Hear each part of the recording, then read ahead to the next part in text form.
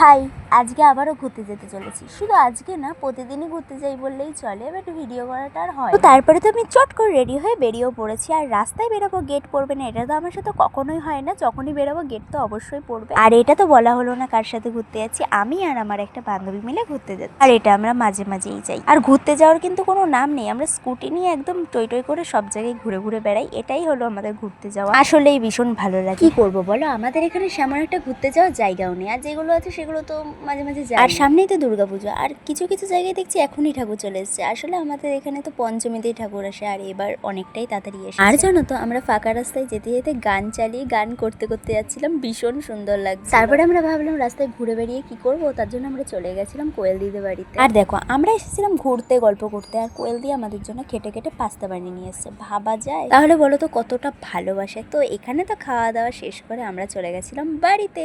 তো guys, tata, bye bye.